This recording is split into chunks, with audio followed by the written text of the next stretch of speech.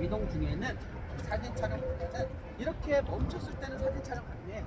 네, 자 건넙니다. 자 여기 15초 시간 짧으니까 천천히 건널게요. 자 그래서 이동 중에서는 잘 보시면서 이동 드리도록 하겠습니다. 이 얘기는 항상 다닐 때마다 이야기드리고 있고요. 자 잠깐 수고.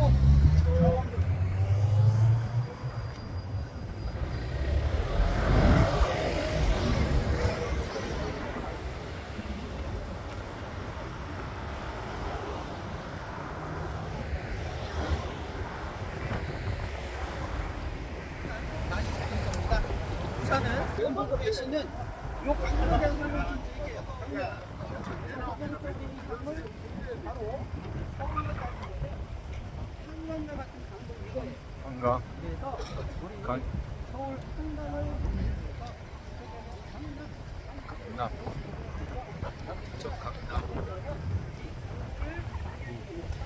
우리가 앞에 보이는 그곳은 프라하 도시라고 무시.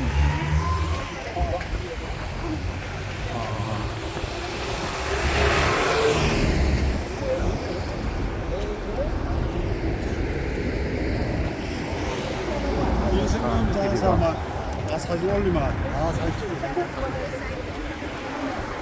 435km. 남부지역.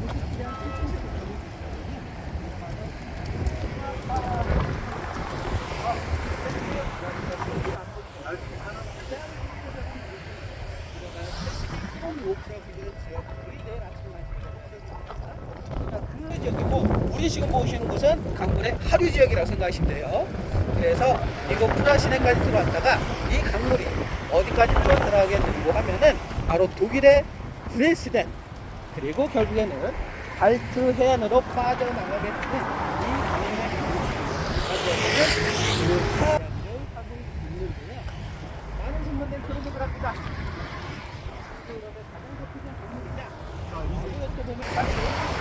하나, 둘. 하나, 둘, 셋. 바로 저 앞에 가서 건널게요. 대만권 내에서는 남부 그리고 스위스 북부 지역에서 최초의 880km 정도 해당하고 있는 강물. 그게 9개 나라를 거쳐서 흑해라는 바다로 빠져나가게 되는 강물입니다. 그 강물은 자 건너겠습니다. 여기도 코스가 짧아요. 빨리 건너셔야 돼요. 그 강물은 영어로는 다뉴브, 독일에서는 도나후, 헝가리에서는 두너라고 불리는 강물이 사실 저 몰다우라고 불리는 강물보다도 더욱더 대표적인 길이가 가장 긴 강물인데요. 자, 혹시 다 못 건넜으면 뒤에서 손 들어보세요. 신호등에서. 한번 더 오셨네요. 자, 그래서 요 나니우브 강과 볼타바라고 불리는 강물은 서로 나질 않는다고 합니다. 즉, 나니우브 강 같은 경우는 서에서 동으로 또는 북에서 남으로 들어오는 강이지만 우리가 건너셨던 저 강물은 반대로 동에서 서로 또는 남에서 북으로 북상하게 되는 두 개의 강물이 별개의 강물이다 라고 보시면 되는데 사실 저 강물을 보게 되면 체코에서는 등장하신 분이 한 분 정도 계시다고 합니다. 어떤 분이시느냐? 1824년에 태어나신 조국의 아버지라는 타이틀을 얻고 계시는 분이지만 이 스메타라를 불리는 음악가인데요. 자, 우리 여기에서 건너도록 할 겁니다. 잠깐만 기다려 주세요. 자, 이 스메타라 불리는 음악가 같은 경우 어린 시절 아버지께서 양조장을 운영하신 덕분에 그래도 남부럽지 않게 음악 공부를 시작을 하셨던 분으로서 음악가로서는 생명이라 할 수 있는 청력을 서서히 잃어가게 됩니다. 일반적으로 나의 모든 것이라는 것을 믿는다라고 하면은 쉽게 좌절도 하고 포기를 할 법도 하지만 이분께서는 거기에 크게 굴하지 않으시고 열심히 음악 활동을 하신 덕분으로 인하여 어떻게 보면 이분의 가장 대표적인 음악이라고 할 수 있는 총 6악장으로 이루어진 교환악보, 이름하여 나의 조국이라 불리는 음악을 만드시게 되는데, 바로 그 나의 조국 제2악장의 제목이 저희가 혼내셨던 저 강의 명칭인 몰다우라고 이야기를 하고 있게 됩니다. 그래서 저희가 이번 투어 중에 제가 버스 안에서 잠시 그 음악을 한 번쯤 더 들려드릴 수 있으면 들려드리는 시간 갖도록 할게요. 그래서 그 방문 얘기 들을 때 다시 한번 언급해 드리도록 하겠습니다. 야, 버스가 절대 들어올 수가 없겠네 여기. 네. 와. 자, 보시면 아시겠습니다만, 여기는 안 그래도 차 막히는 동네, 예. 버스도 들어올 만한 규격도 없고, 근데 이쪽은 다 주민. 걔 나보다 덜 막히고 있다는 거. 자, 그러면 오늘 우리 드시게 될 식사 메뉴 이야기 드리도록 하겠습니다. 오늘 식사 메뉴는 제가 이야기 드린 것처럼 드시도록 할 건데, 제가 이야기 드렸던 유럽 음식은 세 가지 맛밖에 없다고. 첫 번째 맛 작은 짜고, 거. 두 번째 맛 더 작은 거. 정말 짜고요. 세 번째 맛 더럽게 짜. 더럽게 짜고. 그래서 많으신 분들이 어? 유럽 음식 드시기 많이 힘들다라고 말씀을 하는데, 결론부터 얘기를 하면 오늘 점심 식사 메뉴는 한국 분들께서 그래도 맛있게 드셔하시는 식사예요. 아. 왜 그러느냐? 안 짭니다. 아, 어떤 음식이길래 그러느냐 라고 하면, 먼저 식사라는 게 그래요. 우리 4인 기준으로 해서 4인 기본 테이블인 거잖아요. 그래서 밥, 국찌개, 밑반찬인데, 유럽 식사는 우리 선생님 거기 차도예요. 인도 쪽으로 오세요. 인도 쪽으로. 차도예요, 차도. 자, 유럽식은 코스 형태로서 식사를 드십니다. 전식, 본식, 후식으로 쓰죠. 그런데 테이블 수가 한국의 4인 기준이라면 여기는 4인 기준이 아닌 거예요. 코스니까. 그래서 4명이 앉을 수도 있지만 8명, 5명, 6명, 3명 말 그대로 뒤죽박죽 이렇게 앉아서 식사를 드실 거예요. 따로 4인 기준이 아니라는 얘기예요. 제가 이 얘기 드린 이유, 그러면 본의 아니게 친한 일행분과 잠깐 떨어져서 식사를 드실 수도 있습니다. 그거는 네. 제가 미리 식당을 대신해서 양해 말씀 드리도록 하겠고요. 자, 저희가 차 예쁘다. 준비되어 있는 5개 자리에 앉게 되게 되면 처음 준비가 되어져 있는 전식으로는 아마 숲과 샐러드가 전식으로 준비가 될 텐데, 제가 유럽 지역을 10수년을 살면서 느낀 것 중에 하나, 유럽 사람은 정이라고는 눈을 씻고 찾아봐도 없는 사람들입니다. 뭘 갖고 이런 얘기를 하느냐? 자, 테이블에 이제 제가 얘기했던 뭐 숲과 샐러드 이외에 식빵이 세팅이 되어져 있을 거예요. 요 빵, 보통 우리가 아침 식사할 때 보통 빵은 버터나 잼에 발라서 식사를 드십니다. 그걸 생각해서 종업원에게 얘기를 해요. 잼이나 버터 좀 달라고. 제가 만약에 식당 사장이면 그 째까는 거 얼마 한다고, 서비스 개념으로 줄 법도 한데 이 사람들 그 째까는 거 3유로 돈 받고 팝니다. 3유로. 제가 이러면은 이것만 갖고 얘기하면 이런 얘기도 하지도 않아요. 자, 숲을 드시는데 이게 또 그래도 입에 맞아요. 어제 저녁에 과음하신 분들 속 쫙 풀립니다. 그러니 속이 풀려서 종업원에게 그래요. 참숲이 맛있게 잘한다. 요거 한 그릇 더 줄 수 있냐고 얘기를 해요. 근데 이게 웬걸? 그 얘기를 듣는 종업원이 한 그릇 더 갖다 줘요. 아이, 서비스 좋은데? 아우, 가이드 잘못한 거 아니야? 근데 이게 웬걸? 밥 다 먹고 나갈 때쯤 되니까 불러요. 아까 한 그릇 더 먹어서 돈 더 달라고. 아, 리필 제도가 없습니다, 여기는. 그래서 전식은 말 그대로 본식을 위한 준비 식사라고 생각을 하시면 되고요. 오늘 그러면 메인 디시 본식이 뭐냐면 이름하여 스비치코바. 말하기도 힘들고 스비치코바. 외우기도 힘들어요. 이 음식을 어떤 음식이냐 설명을 드리면, 제가 아까도 얘기했습니다만 여기 사람들은 주식이 고기라고 얘기를 했잖아요. 그래서 우리 오늘 어떤 거 먹어요? 라고 여쭤보는 것보다 차라리 오늘 무슨 고기 먹어요? 라고 얘기하는 게 더 빠른 거예요. 왜? 고기밖에 없으니까. 고기라고 해봐야 소고기, 돼지고기, 닭고기 그 중에 뭐 하나 더 얘기하면 뭐 생선도 있을 수 있겠습니다만 오늘 저희가 밥 먹는 고기는 소고기인데 어느 부위냐? 우리 소고기 등심 부위를 얇게 슬라이드식으로 썹니다. 한 덩어리가 얇게 나올 거예요. 그런데 이게 불에다가 굽는 게 아니에요. 불에다 구운 음식이 아니에요. 한국의 수육처럼 쪄낸 겁니다. 그런데 주는 소고기가 아니에요.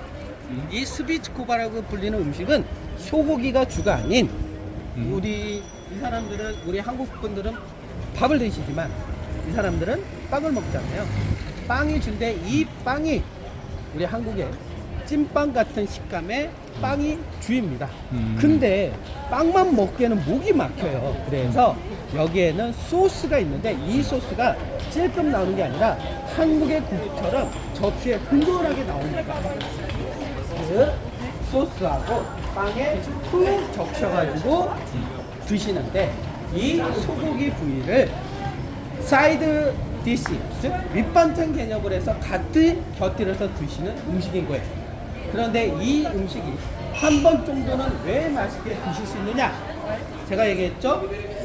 요게 안 짜다고. 왜 안 짜냐? 아마 이 음식이 세팅되어 있는 모습을 보고 약간 연세가 있으신 분들은 깜짝 놀랍니다. 왜? 여기 이 음식에 생크림하고 잼이 올라옵니다. 한마디로 달달한 음식이에요. 그래서 그 모습을 보고 뭔 음식에 생크림이 있어? 디저트도 아닌데. 그래서 약간 놀라실 텐데 의외로 드셔보시면 조합이 또 잘 맞아요. 그래서 그거까지 다 드시게 되면 끝나는 게 아니라 후식이 나오게 됩니다. 후식은 대부분 롤케이크 종류로 해서 또는 빨란치기라 불리는 이 사람들의 전통 우리 뭐 전병 같은 그런 이제 후식이 나오게 돼서 드시게 되면 끝나는 식사라고 보시면 될 것 같은데, 자 자리에 앉으시게 되면 우리 제가 이야기를 드린 것처럼 사장님께서 식사를 하실 때 이제 맥주 쏘신다고 하셨으니 제가 맥주 주문을 받도록 할 건데요. 자 여기나 내일 지역을 벗어나게 되면 우리가 흑맥주를 마셔본 적이 거의 없으니 베이직으로 맥주 주문. 그런데 맥주를 나는 잘 못 먹어요. 그러신 분은 콜라나 사이다로 변경을 해서 이야기를 드릴 텐데 콜라 시키는 분들은 여기가 잔으로 따라줄 거예요. 그런데 우리가 대부분 흑맥주를 먹는단 말이죠. 콜라 흑맥주의 차이점. 그냥 무턱대고 갖다 주고 드시면 안 돼요. 아니로 거품이 있으면 맥주고 거품 없으면 콜라예요. 그러니까 콜라 시키신 분들 참고하시면 될 것 같습니다. 그렇게 해서 여기 화장실 제가 위치 알려드릴 텐데 화장실은 식당 안에 있어요. 그런데 식당 안에 자세히 보시게 되면은 큰 전신 거울이 있습니다. 큰 전신 거울을 잘 찾으세요.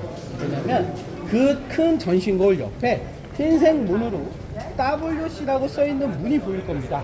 남자 여자 구분해 쓸 수 있는 화장실이 있는데 WC가 안 쓰는 문은 들어간다. 주방 들어가는 문이니까 꼭 WC가 써있는 흰색 문을 통해서 들어가셔야 된다라는 점. 그런데 여기가 우리 한국 분들도 많이 와서 드시는 식당이기도 해요. 그래서 화장실은 한정돼 있고 화장실 이용할 때 여기서 시간 다 갑니다. 그러면 어떻게 화장실 이용하는 게 좋으냐 하면 본식 식사 마치고 나서 후식 나올 때쯤 그때부터 화장실을 이용하시는 게 가장 시간 절약하는데 크게 작용이 될 수 있고요. 많은 분들이 그런 얘기를 합니다. 아니 왜 여검하는데 불을 꺼놓고 여검하냐고. 너무 어둡다라 얘기를 하시는데 그 이유 선글라스를 벗어야 식당 밝아집니다. 선글라스를 벗어야 식당 밝아져요. 그래서 우선은 저희 앉는 자리 제가 먼저 가서 확인을 하도록 할 테니 우리 선생님들 잠깐만 입구 있는 데서 기다려 주시길 부탁드리도록 할게요. 안 그래도 저희 전신원이 많다 보니까 안에서 서로 우왕좌왕하면 우리도 그렇고 식당 측도 그렇고 번거로우니까 잠깐 여기 식당 앞에서 저희 여기. 잠깐만 기다려 주세요. 예, 여기요. 제가 자리 좀 확인하고 올게요. 네, 잠깐만 기다려 주세요.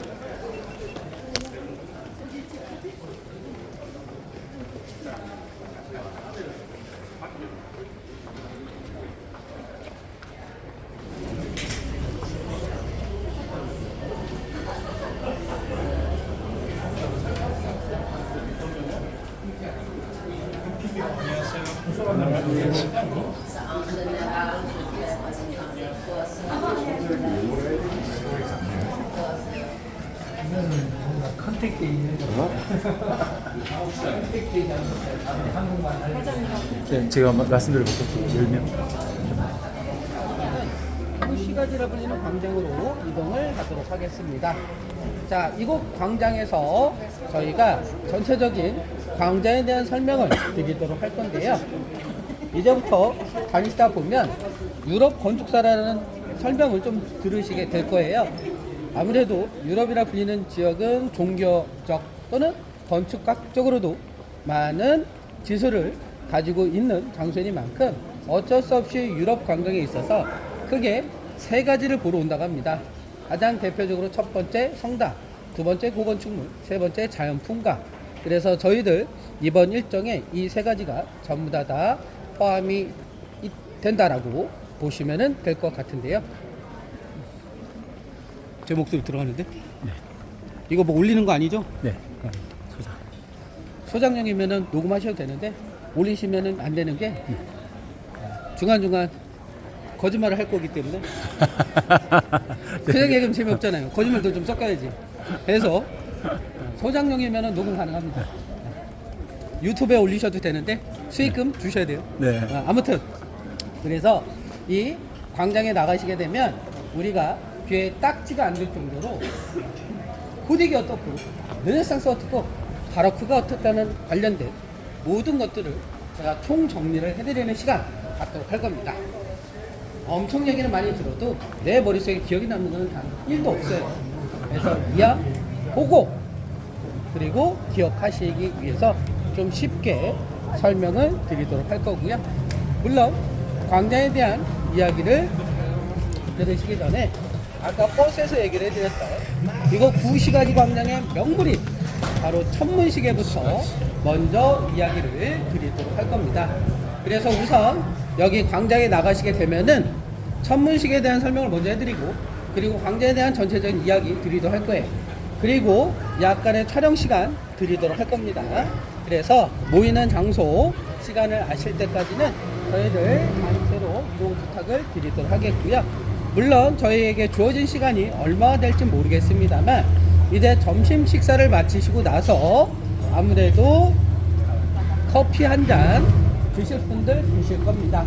아까도 이야기를 드린 것처럼 한국식 아이스 아메리카노를 마실 수 있는 장소는 사실 몇 군데 있지는 않은데 가장 대표적으로는 우리 한국에서도 많이 알려진 장소 별다방에서만 드실 수가 있는데 그 별다방이 어디 있느냐?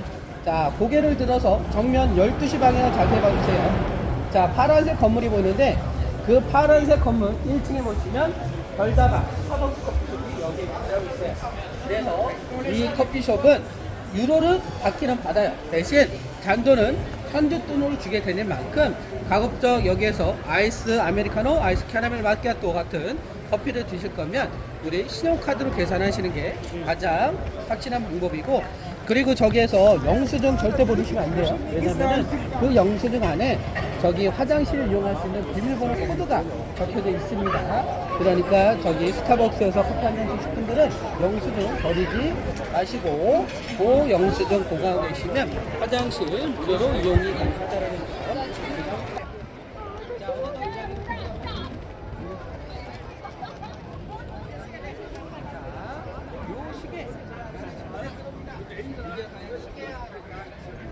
때문에 먼저 이 시계를 보시는 방법에 대한 설명을 드리도록 할게요. 따라서 쭉 들어오세요.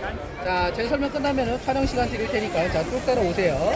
그래서 이 시계를 쉽게 이해하시려면은 자, 뒤로는 제 설명 들으시고 시선을 이 시계를 정면에서 보시면 남들보다 조금 더 쉽게 보실 수가 있는데 먼저 보시면 아시겠습니다만 아래 위로에서 두 개의 원이 눈에 보입니다. 아래는 원부터 설명하자면 아래는 원은 한마디로 달력이라고 보시면 됩니다. 즉 아래원 바깥에 들어보게 되면 글씨가 막 써있는데 그 글씨는 365명의 수호성인들의 이름을 나타내는 것으로서 하루가 지나갈 때마다 한 칸씩 작동을 하게 됩니다. 즉 날 1에 해당한다고 보시면 되고요. 이름 밑에 있는 큰 원의 그림 12개는 1월부터 12월달까지 이곳 체코 농경사를 나타내는 그림, 그리고 그 밑에는 작은 원의 그림 12개는 별자리, 중앙에 보게 되면 성별로 되어 있는 문장이 보는데 그건 바로 프라하 시를 상징하는 문장으로서 옆에 보이는 이 건물이 지금 현재는 아니지만 그 당시 때는 이곳을 관할하던 구시청 건물이었다라고 보시면 돼요. 그래서 이분이 아까 제가 얘기할 때 시청 안으로 들어갈 때 그림을 붙잡혔던 그 문이 여기 앞에 보이는 르네상스 형태의 문, 이분이 억한 마음에 시계 내부로 들어가 부속품을 뺐던 내부 통하는 문은 이 시계 바로 밑에 조그마한 청동문 되어 있는 게 보이실 겁니다. 그런데 이 시계를 이렇게 보는 거 하면은 의미가 있진 않아요. 2시 정각이 되면 이 시계가 작동합니다. 어떻게 작동하느냐? 상단에 있는 원 맨 좌측에 보시면 거울 보는 인형이 있습니다. 거울 보는 인형 찾아보세요. 찾으셨어요? 거울 보는 인형? 인간의 내면 중에서 허영심을 상징하고 있는 인형, 그 옆에 돈주머니를 들고 있는 것은 인간의 뿔을, 우측의 애골 인형은 인간의 죽음, 그 옆에 아끼는 인간의 쾌락. 그래서 정시가 되면 애골 인형이 종을 딸랑딸랑 씹어 동시에 모래시를 반을 딱 꺾어요. 그리고 고개를 어떻게 하느냐면 제가 상단에 있는 원 설명 안 했죠 아직. 네? 상단에 있는 원부터 얘기를 할게요. 자, 상단에 있는 원 자세히 보시면 복잡하게 생겼는데 저게 보기에는 복잡하지만 원리는 굉장히 쉬워요. 다른 거 다 보지 마시고 원판 안에 색깔만 자세히 보세요. 크게 파란색, 빨간색, 검은색이 있습니다. 파란색은 어떤 뜻하느냐? 우리 선생님들 하늘의 색깔 보세요. 파랗죠? 낯을 뜻해요. 빨간색은 보통 새벽 이제 해가 뜰 때나 해가 질 때 노을 때문에 하늘 색깔이 붉으스름하죠. 즉 새벽 때나 해지려고 생각합니다. 검은색은 뭘까요? 정답, 그렇게 보는 시계 다 본 겁니다. 지금처럼 시침 문침이 아니라 처음에도 얘기한 것처럼 해와 달의 시간을 놓고 보기 때문에 그래서 천동설을 근거로 만든 시계라고 한 건데 요게 2시가 되면 작동을 해요. 아까도 얘기한 것처럼 자, 맨 왼쪽의 거울은 인간의 허영, 눈주머니 인간의 푸를, 우측에 해골리는 인간의 추움, 그 옆에 아끼는 인간의 쾌락. 정시가 되면 해골 인형이 종을 딸랑딸랑 치는 동시에 모래시계를 바로 딱 꺾어요. 그리고 고개를 어떻게 하느냐? 이렇게 끄덕끄덕거리는데 요건 어떤 의미가 있냐면 인간들은 앞으로 죽음의 시간이 1시간 더 다가왔다는 것을 뜻하게 됩니다. 그러면 나머지 인간 내면을 상징하는 인형 고개를 어떻게 하느냐? 설마 나에게 그런 죽음의 시간이 올 거라는 이런 뜻 부정의 고개를 해요. 그러다 동시에 위 보시면 창문들이 싹 열리면서 그 안에는 예수 그리스도 12명의 사도 제자들이 뱅글뱅글 돌고 마지막 상장청 중앙에 위치하고 있는 황금색 닭이 후두덕 하면 끝이 나는데 사실 제가 지금 이렇게 구구절절하게 길게 설명했지만 이거 불과 걸리는 시간 약 19초면 끝납니다. 호록떡호록 하면 끝나니까 미리 울리기 5분 전에는 가운데 자리를 맡아두셔야 돼요. 왜냐면 이 도는 상들이 나와서 도는 게 아니라 그 안에서 보기 때문에 옆에서 보면 하나도 보질 않는데 이 시계가 이거 광대에 맵니다. 이따가 되면 광대에 있는 사람들 다 모입니다. 그런데 그 시간에 맞춰서 우리 선생님들의 가방을 보는 소매치기도 같이 옵니다. 이따가 보실 때는 가방 조심을 잘 해주시는데 많으신 분들이 요거를 보고 나시면 엄청 속상해합니다. 뭐 때문에? 이따 보실 때 보면 알아요. 10명 중에 15명은 죄다 동영상 촬영하면서 봅니다. 그래서 뭐라고 하는 게 아니에요. 우리가 전문적인 촬영 기사가 아니라 잘 나오면 다행이겠지만 다 안 나옵니다. 그러니 촬영하는 것 때문에 제대로 보지도 못했어요. 그런데도 불구하고 이게 잘 나오지도 않네? 엄청 속상해합니다. 절대 안 나왔다고 해서 속상해하실 분 하나 없어요. 왜? 오늘 저는 호텔 들어가시면 와이파이 되거든요. 와이파이 되면 유튜브 들어가 보세요. 엄청 더 자세하게 잘 나왔어요. 나중에 다운받아도 되니까 이따가 보실 때는 직접 내 두 눈에 담는다고 생각을 하시면 되고요. 울리려면 아직도 30분 더 넘게 남았으니 광장에 나가서 광장에 대한 설명하고 그리고 촬영 시간 드리도록 하겠습니다. 자, 광장으로 나갈게요. 오세요. 처럼 유럽 건축사를 한눈에 내다보기 좋은 장소라고 알려드렸습니다. 그래서 내가 통 정리를 해드리는 시간을 가지고 할 텐데요.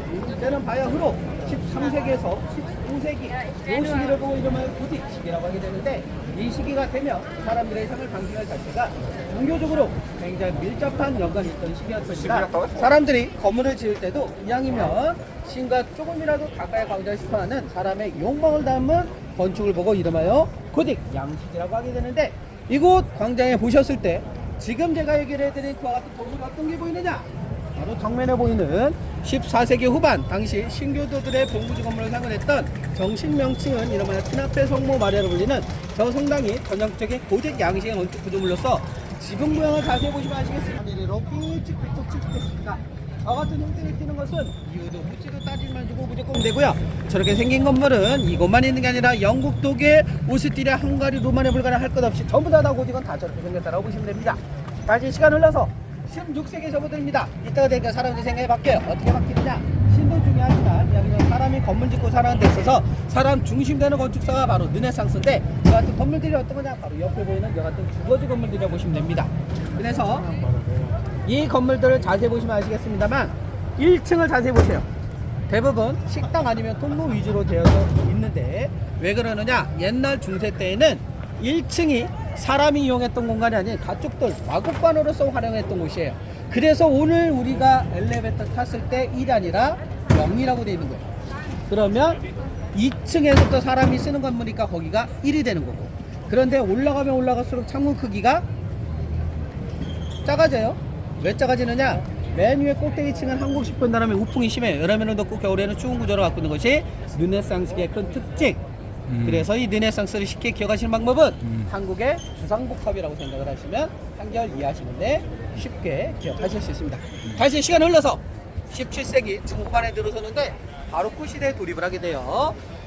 바로 바로크 건축의 대가라고 할 수 있는 제인전 호프라 불리는 바로크 건축가에서 탄생한 성 니코라스라 불리는 저 성당이 전형적인 바로크 양식 건물로서 원래 바로크라 불리는 말의 뜻을 사전적인 용어로는 불기출색의 아름다운 진주라는 포르투갈어에서 파생을 하게 된 단어로 건물이 좌우대칭을 이동한 동시에 실내대문은 몽환적인 분위기를 연출하는 것이 바로크 양식의 특징이라고 합니다.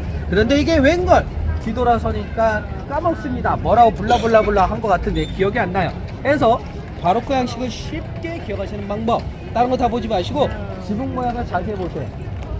지붕 모양 꼭 담아내기, 양파로 올리는 것 같습니다. 해서 지붕에 양파가 있으면 무조건 다 바로크. 고딕은 삐쭉삐쭉.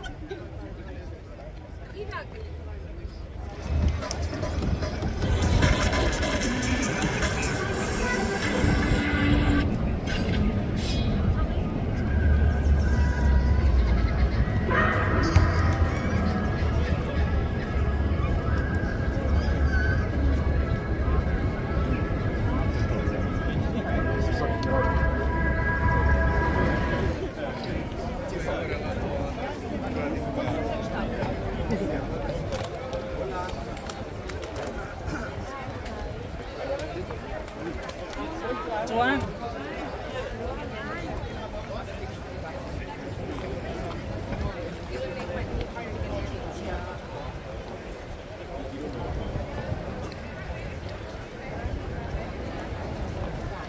가이드님 여기 보니까 뭐 다른 유럽권 사람들도 엄청나게 많이 온 거죠.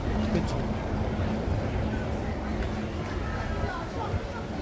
근데 우리는 예 스페인 남미 쪽에서도 많이 스페인 쪽 우리가 보기엔 다 유럽선 다 똑같은 유럽인데 이분들 보기에는 대략 또 아시는가요? 대략 딱 보면요. 예 아니요, 딱 보면 저도 뭐 이 사람들이 말을 해야 어디서 예. 물론 이제 게르만하고 라틴하고 예. 생긴 외형새는 좀 다르긴 한데 예. 라틴어라도 스페인하고 이태리만이 좀 비슷하게 보여요. 포르투갈하고 스페인. 비슷하고. 예. 네, 그게 이 사람은 걔네만 같다, 이 사람은 같은 네. 네. 같다.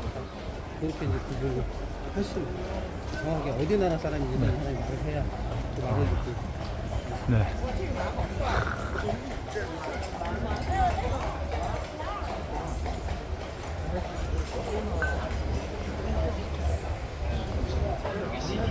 선생님 결혼하셨어요? 네, 네. 저는 자녀가 딸만 셋 있습니다. 큰애가 고1인데요. 저거 하나 사드려요. 뭐죠? 구찌. 예. 좋죠. 이 말씀이 명품거리. 여기 미리 알려주시지. 사고 싶어도 이거 시간이 없어가지고. 맞습니다. 시간 없어서 저 에르메스는 사실 수 있을 것 같은데. 저게 에르메스예요. 명품거리랍니다. 여기가 명품거리네. 전달 좀 해주세요. 네. 와. 에르메스. 진작에 알려주지 말자. 그럼 내가 사러 왔네.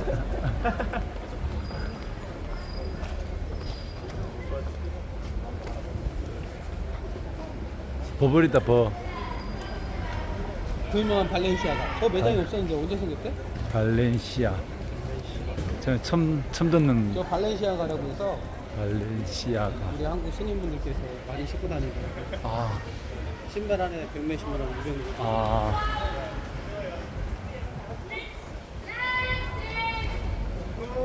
개인차 가지고도 오신 분들도 계신 거죠? 여행하러. 네? 여행하러 네. 다른 스페인에 이런 데서 개인차로도 네, 그쵸. 오시는 거죠? 개인차로도 오는 사람들. 와, 너무 좋겠다. 롤렉스. 롤렉스. 롤렉스. 프라다.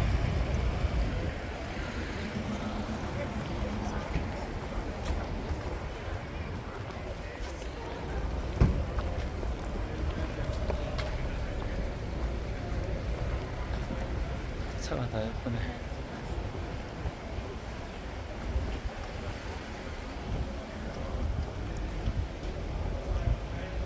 그래도 저쪽 밑에가 중심거리라 좋은 게 저쪽에 있는 것 같아.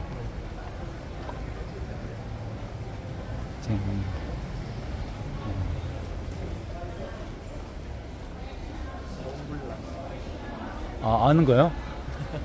저거 우리 비행기에서도 저거 카드 지갑이다. 저 동물랑 유명해요. 아니, 만년필 브랜드.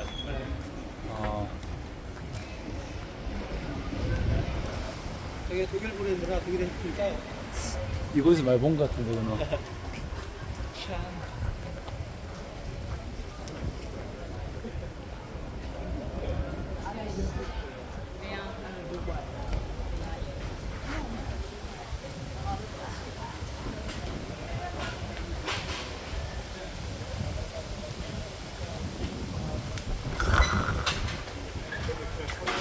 이 정도 날씨면 거의 최고인 거죠. 여행할 상품만. 20 몇 도 정도 이 정도가 20 한 2도, 3도. 속에 등재되는 건데 일반적으로 성의 성벽이라고 하게 되면 글쎄 영화에서 등장하는 장면을 연상을 하고 보시게 됩니다. 예를 들면 쳐들어오는 적군을 막기 위하여 오픈되어있는 성벽 위에 화살도 좀 쏘고 뜨거운 기름도 붓는 이와 같은 개방형으로 되어 있는 오픈된 성벽만을 생각을 하고 보시게 되는데, 물론 그와 같은 성벽의 모습은 15세기 고딕 시기 때까지는 유지를 하게 됩니다만 16세기 르네상스 시기 때 접어들게 되면 전쟁 무기 중에 하나 바로 화약이라는 것이 등장을 하게 됩니다. 그런데 전쟁에 있어서 가장 중요한 이 화약이라 불리는 물질이 또 날씨의 영향을 많이 받을 수밖에 없게 됩니다. 그래서 바로 전쟁에 있어서 가장 중요한 이 화약이라고 불리는 물질을 보호하기 위하여 오픈되어지는 성벽이 어떠한 같은 형태로서 바뀌게 되느냐. 자, 우리 선생님들 9시, 10시 방향을 보시게 되면 주황색 빛깔의 지붕이 씌워지는 모습을 보실 수가 있게 될 겁니다. 이렇듯 프라성이 기네스북에 등재될 수 있었던 여러 가지 이유들 중 하나는 그때그때 상황에 맞춰서 변화된 모습을 보실 수 있는 유일한 성이라는 기록을 갖고 있게 되는데, 항상 이 구간을 통솔할 때 우리 선생님들처럼 모든 사람들이 뒤에다 촬영을 합니다. 워낙 웅장하잖아요, 뒷머리. 그런데 아무리 촬영진이 사진이 있어도 사진 안 나옵니다. 저 사진을 잘 나오는 포인트는 따로 있어요. 그곳에서 제가 촬영 시간 드리도록 할 테니 가감이 미련머리고 저와 같이 성당 쪽으로 이동을 하도록 하실 건데요. 자, 들어가시게 되는 입구를 자세히 보시게 되면 금이병이 서 있는 곳을 보실 수가 있습니다. 많으신 분들이 유럽의 금이병이라고 이야기하게 되면 결과 공기를 생명을 하는 준엄한 근위병들을 연상을 하고 보시게 되는데, 결론부터 얘기를 드리자면 우리 보시게 될 프라성에는 근위병들 한결같이 군기 다 빠졌다고 보시면 됩니다.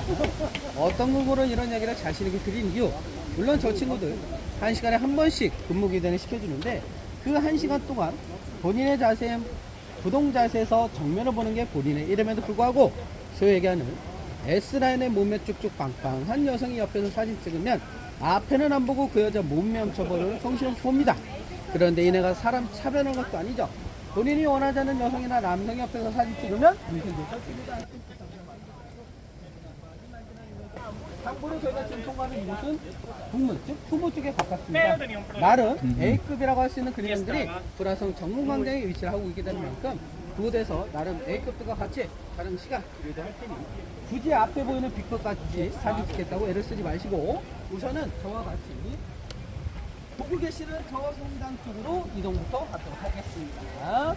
잠시 뒤 저 성당 문을 닫아요. 그러니까 문 닫기 전에 저희 이동을 할 텐데, 사실 많은 분들이 저 성당 입구에서 바라본 성당 규모에 앞서던 나머지 성당 입구에서 사진 촬영을 합니다. 그런데 성당 입구에서 이제 사진은 아마 한국으로 가시면 100%다 지우실 거예요. 왜? 높이가 약 100m 다르기 때문에 누워서 찍으려고 나오기를 원하습니다. 그래서 저 성당이 아까도 이야기 드렸습니다만 사진 찍기 좋은 포인트 장소는 따로 있어요. 그곳에 가서 제가 격수 있게 사진 찍는 시간 드리도록 할 테니 굳이 격 떨어지게 누워서 찍으려 하지 마시고 우선은 저와 같이 성당 입구로 이동을 하도록 하겠습니다. 보시게 될 이 성당은 925년도 당시 이곳의 왕이었던 마틸라프라 불리는 대왕이 당시 색손족의 소성인이셨던 이 빅토라 불리는 예, 8의 유해를 가지고서부터 이 성당은 공사하기 시작하는데, 왕국은 언제로 되느냐 1929년도 약 1004년이라는 시간에 걸쳐서 지어진 성당으로서 물론 1000년의 시간 동안 주구장창 지어진 것은 아닙니다. 중간에 왕도 바뀌고 종료된 흑삭정 기타 등등의 이유로 지어진 시간이 약 1004년으로서 이런 건축에서 흔해진 이야기라고는 굳이 그래서 바로 문도 건축물들을 보실 수 있는 장소 요정, 무엇보다도 이 성당이 갖고 있는 의미, 2차 세계대전 당시에도 유일하게 전쟁의 폭격으로서 단 한 차례도 피해를 본 적이 없는 유일무이한 성당입니다. 그래서 우리 앞에 보세요. 유럽 사람들 많이 보이죠? 우리가 속된 편으로 이태리아 말만 들어도 인테리어 스페인. 그러니까 자기 동네에 너무 대단한 성당들이 있음에도 불구하고 이 성당을 찾아서 오는 이유이기도 하겠고요. 무엇보다도 앞으로 일정지에서 줄 서서 들어가는 성당이 이 성당 하나밖에 없어요. 그리고 미리 얘기합니다. 이번 일정지에서 성당 내부에서 설명드리는 경우는 지금이 처음이자 마지막이에요. 앞으로는 저희가 성당 내부에서 설명드리는 경우 없습니다. 그러니 처음이자 마지막으로 제가 직접 성당 내부로 모시고 들어와서 간단하게 설명했다가 촬영 시간 드릴 거예요. 그러면 우리가 왼쪽에 보이는 출입문을 통해서 들어가셨다가 오른쪽에 보이는 출입문을 통해서 나오실 겁니다. 보이는 장소, 시대되면은 옆쪽 건물에 들어 계단이 보일 거예요. 계단 보이시죠? 자, 저 계단이 우리 보이는 장소고, 만나는 시간은 저희가 안에서 설명하는 그때 시간으로 같이 공지를 해드리도록 하겠습니다. 그래도 이 모사를 보고 있는 성당이기 때문에 여성분들은 상관이 없습니다만 남자분들은 성당 내부에 들어갔을 때 모자를 탈의해 주셔야 입장이 가능합니다. 다시 한번 얘기합니다. 남자분들은 성당 내부에 들어가실 때 모자 탈의 부탁을 드리도록 하겠고요. 자, 우선은 저 따라서 오세요. 아침에 일정 설명할 때 주무시지 않고 저 얘기 들으신 분들은 아실 건데, 유명한 작품 두 가지를 저희가 보러 여기 들어온다고 했어요. 그중 첫 번째가 이거예요. 근데 하나도 안 보여요. 이게 뭔데, 이게 뭐 유명하다고. 그렇잖아요. 이 모습을 잘 기억하세요. 안에서는 다르게 보일 겁니다. 그 모습을 보기 위해서 제가 바깥 모습을 보면, 참고로 해는 이쪽에서 뜨잖아요. 직사광선을 맞지는 않아요, 여기가. 그거 참고해서 보는 겁니다. 나머지 보면은 자, 남자분들 들어갔을 때 모자 사립니다. 두 번째, 성당 내부에서 사진 촬영 가능합니다만 보존 의미 차원에서 절대 프레시 터치 하시면 안 됩니다. 그리고 세 번째 이야기 드립니다. 총 길이 약 120m, 넓이 60m, 자신의 천장은 필요한 앞에 33m 정도 바랍니다. 33m. 사실 건축적인 생활을 보존을 이들이 로마의 생각보다도 무력 기동한 짝 정성가입니다. 이렇게 요즘 동 시간까지 굉장히 많은 일반인들이 이 성당을 찾게 되죠. 물론 비교적으로 많은 의미를 차지하고 있는 성당이고요. 무엇보다도 이 성당을 우리나라가 체코 유리공립.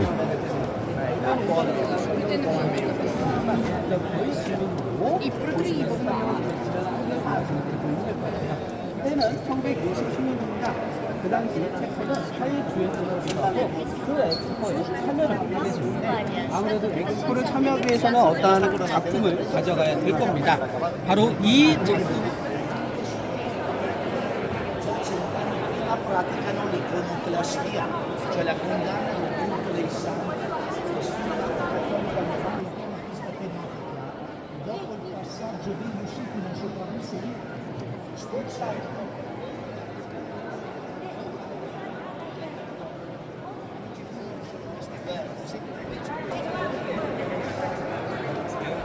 안녕하세요, 가족 여러분. 여기는 체코 프라 카를교입니다.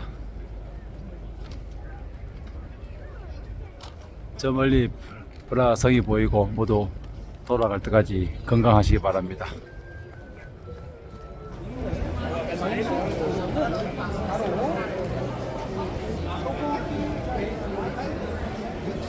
숲을 드시도록 할 겁니다. 물론 그 숲 안에 약간의 국수 면발도 들어가 있을 겁니다. 그래서 이 숲을 전식으로서 식사를 시작을 하게 될 텐데, 오늘 본식 식사로는 여기 흰색으로 꼴레뇨라고 불리는 식사를 드시도록 할 건데, 이게 엄밀히 얘기를 하면 돼지 무릎고기라고 생각을 하시면 됩니다. 그런데 이와 똑같은 음식을 우리가 독일에서도 또 드실 겁니다. 독일에서는 슈바인 학센이라고 불리는 음식이기도 해요. 그래서 이제 독일이나 체코나 바로 같은 무릎 고기의 식사를 드시게 된다라는 점 이야기 드리도록 할 건데, 아무래도 이 폴레뇨라고 불리는 음식은 말 그대로 무릎 고기로, 사실 여기 유럽에서는 정육을 할 때, 흔히들 발굴을 할 때 이야기를 하게 되는데요. 어떤 이야기를 하게 되냐면, 우리 한국은 크게 소를 한 마리 잡아도 16개, 큰 16개 부위로 발굴 작업을 한다고 합니다. 그런데 여기 유럽은 9개 부위로 발굴을 하게 되는 것인데, 예를 들면 오늘 갈비탕 먹고 싶다고 마트 가서 갈비대를 사게 되면 그 갈비대에 갈비살도 같이 붙어서 나와요. 그래서 갈비살 썰어서 그래다 더 먹고, 그 남은 그걸로 갈비탕 끓여 먹는 정도로 그 발굴 부위가 한국하고는 좀 많이 다르다고 생각을 하시면 되는데, 제가 이 얘기를 드린 이유는, 자, 무릎 고기로서 말 그대로 통으로 올라가 있습니다. 진짜 딱 보면은 무식하게 생겼어요. 양도 어마어마하고. 그런데 요게 돼지 껍데기까지 같이 들어가 있을 겁니다. 그러다 보니까 아무래도 이 사람들이 고기를 잡을 때 그렇게 큰 고기로 나누고 돼지의 세모를 일일이 다 뽑지를 않아요.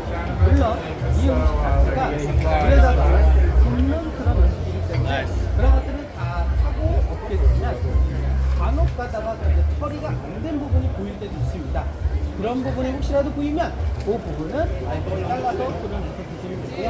그리고 속살 안에 드시면 되는데, 우리가 흔히 얘기하는 겉과 속초의 전형적인 음식을 드시게 됩니다.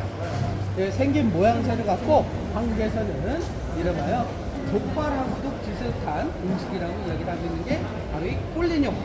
그래서 그런지 원래요. 대부분의 한국 분들이 여기서 새우젓 달라고 합니다. 아, 새우젓 없어요. 근데 물론 이 사람들도 사람이에요. 고기만 먹다 보면 늦게 합니다. 그래서 어떤 것과 같이 곁들여서 드시느냐. 자, 우리 오른쪽 골목길로 다시 이동을 하는데, 우리 선생님들 뒤를 한번 싹 돌아보셔서 내가 이 동네에 아니다 손을 한번 들어주세요. 자, 그래서 이 머스타드 소스와 우리 고추내기 같은 걸로 같이 곁들여서 드시게 되는 식사고요. 후식도 당연히 나옵니다. 맛있겠네. 달달한. 맛있어요. 맛있어요. 네. 현지식 잘 안 좋아하는 저도 맛있게 먹는 식사인데, 우리 밥, 오늘 빵 저녁 나오지, 빵. 식사 또 빵. 중에 여기서는 빵은 없어요. 그 식사를 다 마치면 후식도 나오게 되는데, 자, 우리 아무래도 이제 얼굴을 잘 모르시고 친하지 않기 때문에 좀 서먹서먹하신 분들도 계실 겁니다. 그래서 이제 여기에서 우리가 간담회처럼 식사를 하면서 이야기를 나누셔야 되기 때문에 식사 중에 맥주 한 잔씩이 쭉 제공이 될 거예요. 그래서 아까 분이 자, 맥주 다들 잘 드시는 것 같아요. 그래서 우리 흑맥주를 드셨다면 아까 얘기했던 필스너 우르겐 라거의 맥주로 이렇게 간담회 아닌 간담회 시간을 갖도록 할 건데, 사실 이 장소가 예전부터 많이 알려진 맛집입니다. 저 개인적으로는 약 6년에서 7년 전에 가보고 안 가봤던 식당이에요. 왜 그러느냐, 음식은 맛있는데 조공원들이 이렇게 얘기하면 안 되는데 싸가지가 없어요. 이것들이 그 빈정상에서 잘 안 갔던 식당인데 음식 맛은 보장합니다.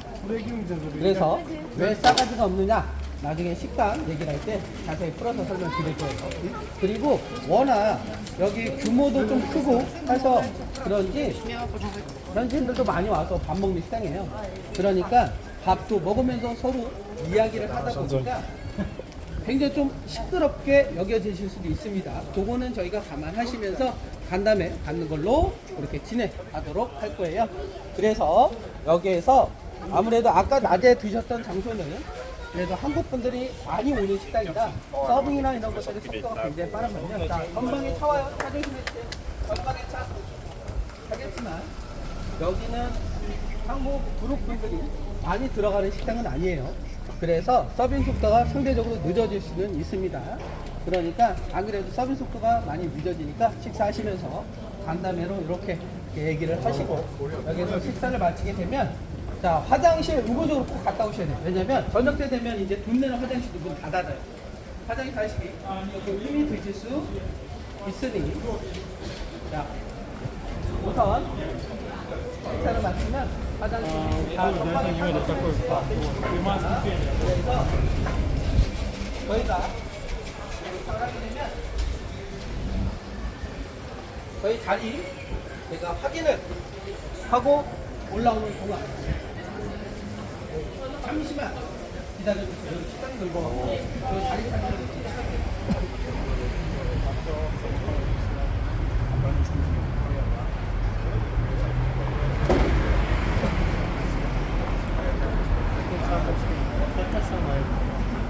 그렇다고 너무 앞에 안 와도 되는데 한번 길 잃어버렸다고.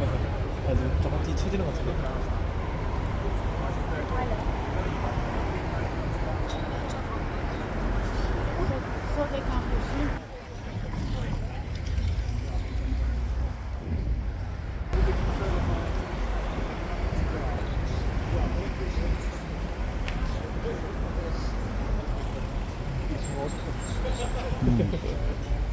좋다. 해주고 나니까 좋은데. 그래도 돌아다니면 위험하겠지.